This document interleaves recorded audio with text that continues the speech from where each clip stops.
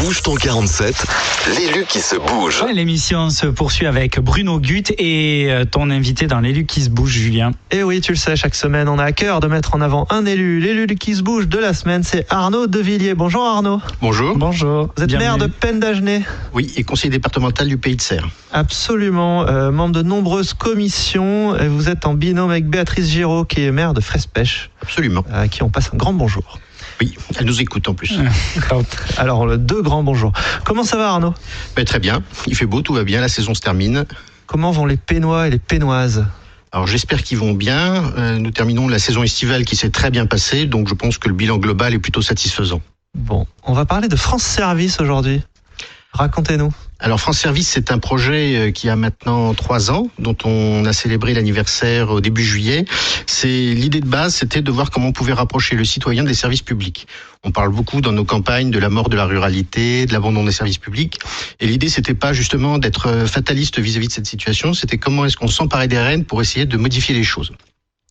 Et donc l'État, suite notamment à la crise des Gilets jaunes, a décidé de développer le concept de maisons de service public. C'est devenu les maisons France Service, puis France Service. Et à peine on a été candidat à ce projet, l'État nous a beaucoup soutenus sur la mise en place et aujourd'hui qu'on fait le bilan, on s'aperçoit qu'on est à des taux de fréquentation extrêmement importants puisqu'au départ on s'était fixé comme objectif d'accueillir 5000 usagers qui venaient en défaut de service public trouver chez nous une manière d'accéder et de régler leurs problèmes. Et là en juillet on était déjà à plus de 10 500 personnes traitées.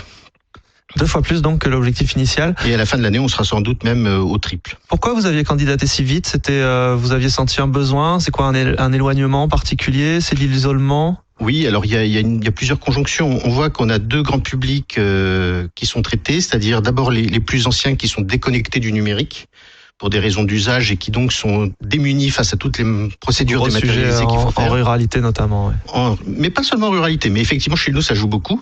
Et puis des jeunes qui sont par contre très connectés, qui ont une facilité d'accès à l'usage numérique, mais qui par contre sont complètement eux démunis face aux procédures administratives et à tout ce que ça implique en termes de démarche. Et l'idée donc de France Service, c'est de pouvoir accueillir ces personnes-là qui sont un peu déconnectées pour arriver à les remettre, à les accompagner dans leur démarche et leur faciliter la vie. Et la spécificité de Pennes, c'est qu'en plus de cette démarche-là, moi je l'ai associée au service d'accueil de la mairie, donc CCAS, agence postale, urbanisme, etc. Ce qui fait que les gens, quand ils viennent à Pennes, ils ont toute la gamme, entre guillemets, des services publics qui leur sont proposés, d'un dépôt de dossier de retraite jusqu'à un dépôt de permis de construire, en passant par un acte d'état civil. Au même lieu, on est d'accord ? Sur le même lieu. Okay. Et donc c'est vraiment la force du projet. On délivre aussi les cartes d'identité et les passeports, ce qui fait que finalement il y a tous les services d'État ou presque qui sont disponibles sur ce même site. Arnaud, vous avez correspondu depuis la prise en fonction du nouveau préfet avec Daniel Barnier à ce sujet. Alors je l'avais invité. Oui, c'est un de ces grands leviers.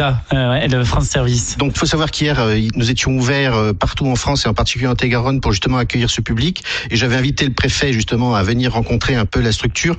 Il était pris par d'autres impératifs, donc ce n'est que partie remise. Oui, c'est vrai que ce début de semaine, il y a eu une visite présidentielle et ministre de l'Intérieur sur Tonnes, et en effet, il a été pris sur ce sujet. 10 000 personnes depuis l'ouverture, c'est énorme. Alors qu'il y a 2400 habitants à peine. On est 2400 habitants, mais on a tout un tas de profils, parce que par exemple, comme on fait les cartes d'identité, les passeports avec des délais très courts, on est entre 5 et 6 semaines. Pour avoir un passeport ? Pour avoir un passeport. On a des gens de Bordeaux, de Lyon, de Paris qui viennent. Parce que ça va plus moins vite. Ah ouais. Et en fait, ils en profitent pour passer 3-4 jours en Lot-et-Garonne. Donc, ils prennent des gîtes chez nos hébergeurs. En plus. C'est ça. C'est d'où le propos introductif que tu n'as pas forcément relevé, mais c'est qu'il y a une bonne saison parce que Pennes d'Agenais, c'est vraiment du 200% tourisme. Alors, c'est pas que ça, mais ouais, ça compte beaucoup. Le tourisme chez nous, c'est quasiment 150 emplois. Donc, sur une petite commune comme Pennes, c'est important. Et c'est vrai que, on essaye de maximiser tous les outils à notre disposition, y compris les procédures administratives, pour essayer de faire venir des gens sur Pennes. Et donc, c'est financé comment ? C'est l'État ? C'est un programme d'État, on est d'accord ? Donc, vous avez candidaté et les financements, c'est l'État ? Alors, c'est un programme d'État. L'État nous a aidés à hauteur de 45% sur la construction du bâtiment et la réhabilitation de l'école dans laquelle nous sommes installés. Et sur le fonctionnement, nous avons une aide cumulée d'à peu près 80 000 € par an. Bon, sachant qu'il y a quand même un reste à charge pour la commune. Donc, il y a quand même un investissement communal. Il y a quand même important. un investissement d'investissement. Et sur le bâtiment et sur les salaires, j'imagine. Oui, en gros, on a un déficit sur la structure de presque 50 000 euros. Mais pour une énorme valeur ajoutée qui est plus importante, pour un service public qui est, là, Joël, nous avons organisé avec le CCAS et France Service une remise à niveau des permis de conduire pour les seniors. On avait plus de 60 personnes vendredi matin. Donc tout ça contribue vraiment à une mise en place. On a un Fab Lab aussi dans la structure qui attire des jeunes et des moins jeunes. Et là, il y a des projets qui sont en cours de réflexion sur la manière de développer de nouvelles pièces pour des fauteuils handicapés, par exemple, fabriqués à la maison, j'ai envie de dire, par le Fab Lab.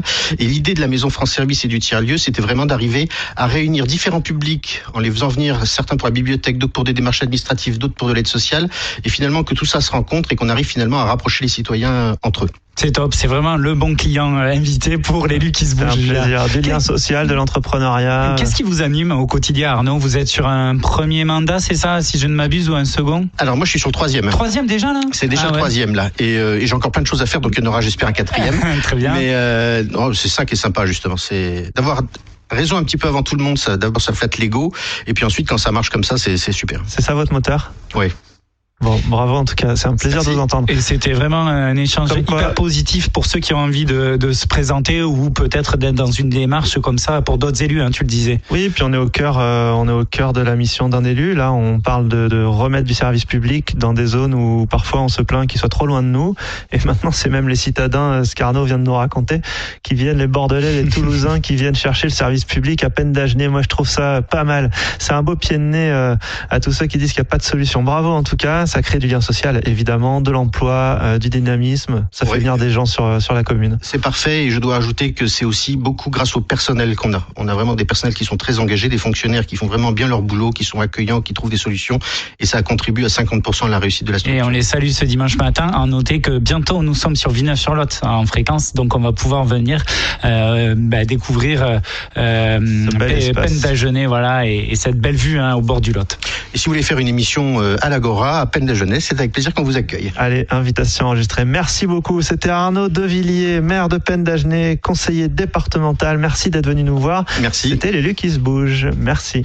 Cette séquence est à retrouver en replay sur l'appli et Web 47 FM.